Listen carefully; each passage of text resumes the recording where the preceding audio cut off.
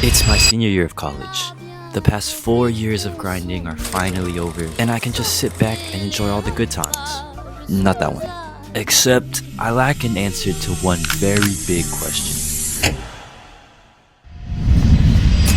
What the f am I supposed to do next?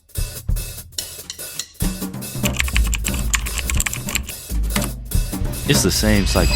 I wake up, and it's on. I start the day as a daily leak code warrior. I do it so much it's basically like Wordle to me now. I scourge the internet for jobs, apply. I get rejected pretty much immediately, unless they're feeling generous. They'll ghost me just like she did. Well, I can't really say for sure. Maybe something bad just happened to her. Anyway, failed attempt after failed attempt. The job market is just extremely saturated. I'm gonna need to figure out something soon, or I'm cooked. Y'all are familiar with competitive cooking or baking shows, right? There's a pool of contestants and judges. Each chef must craft their own dish to represent their artistry, prowess, and talent. In the job hunt, your resume is your dish, and the companies are the judges. How are you supposed to convey everything you are and can do into exactly one dish? One little mistake or flaw, and there's no mercy. They don't even take a bite sometimes. And then, you're out of there. You have all these other contestants trying to one-up each other, which I guess is why they call it a competition.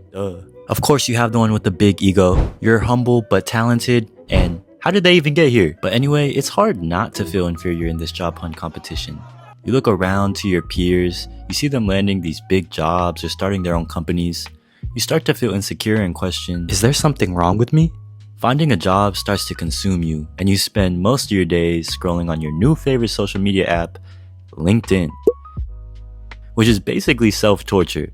Those LinkedIn DMs are home to more desperation than an IG model's comment section. I treat LinkedIn like it's the new Hinge at this point, honestly. But all of that doesn't even begin to cover the most grueling and exhausting part.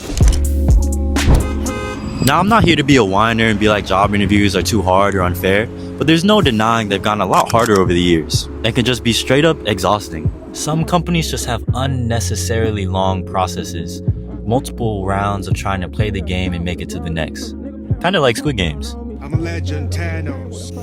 You kind of just feel like you're resorted to just another number and you get lost in the sauce. If y'all are unfamiliar with how a common technical interview goes, I did my best impression without all the technical nerdy stuff. Congratulations on making it to the next round of interviews, but now let's see how worthy you are. A Rubik's Cube has 43 quintillion possibilities. You have 60 seconds to solve the cube, starting now. Okay. Yeah, I guess that's easy enough. I haven't solved one of these in a long time, but I'm sure I remember the algorithm. Okay, Anthony, focus. You need to reach a unique subset of permutations in order to solve all 6 colors in parallel. Forgot to tell you we value efficiency, so you must solve the cube optimally in only 10 moves. 10 moves? There's no way that's possible. Alright man, screw it. Okay, just move this over here, move this up, bring that down. I'm running out of time. I'd advise picking up the pace if you want to have time for the follow-up questions. Follow-ups? What follow-ups? Pretty standard task everyone here gets asked. Solving the Rubik's Cube with your eyes closed. And finally, solving the Rubik's Cube in reverse order. Hold up. Ain't that some bullshit? Be so for real. Reverse a Rubik's Cube? That's not even part of the job. Now that you fully understand the exhaustive process from searching to the interview, it just feels like there's this insurmountable amount of pressure and you're faced with these constant rejections and like you're banging your head against a wall. But you see, sometimes we fail to realize how little we change our approaches each time. The definition of insanity is doing the same thing over and over and expecting different results. And that's where the pivot comes into play. Look, I could do this shit with no effort. No radio. Let's go back to the cooking competition analogy from earlier. You spent the last 45 minutes on a plan you had set. Everything should be fine, right? Except everything is falling off the rails. Is not fit for human consumption. You've already invested and depleted a lot of your resources, and you're just too far to go back now. It feels like sometimes there's a steep cost to overhauling all our systems and processes. But what if we tried something else? Sometimes all you really need to do is shift your focus. What if you made small, inexpensive changes to all your current systems, aka pivots, Eventually, over time, these incremental changes add up, and you'll find yourself in a different place than where you once were.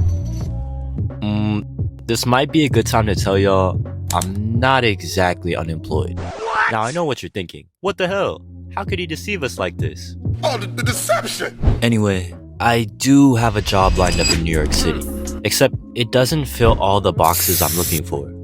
On the search for better job opportunities, I got reminded how much I've always wanted to build something for myself, whether that be my own business, my own clothing brand, YouTube, and I thought about how all success has a cost. So I'm at this crossroad. I can either grind my life away in front of some computer for some corporation, or I can choose the scarier option, which is try to make people on the internet like me. I'm probably gonna end up choosing the latter, aren't I? However, with both, I'm still unproven. I don't have any success or validation yet. But as a chef in this competition, do I care more about the validation from taking a risk to make a fulfilling dish, or by being crowned a winner by catering to the judges? No matter how lost you feel in life right now, just remember we're all playing a giant game of Mario Kart. Don't be so infatuated with your current lap. Don't forget there's still more laps in this race. Just because you're not in first right now, doesn't mean it'll stay that way, and vice versa. We're all gonna hit obstacles. Everything could be great. You're cruising in first, and then just get blue shot out of nowhere. Or you slip on a banana peel, and then you have to watch everyone pass you by. And that's honestly discouraging, but you gotta trust the process. Your preparation will meet luck eventually, and you don't know how or what form it'll be. But if you couldn't figure out by now, from literally the banner of this channel, do you know what the best thing in this market to invest in right now is? Yourself.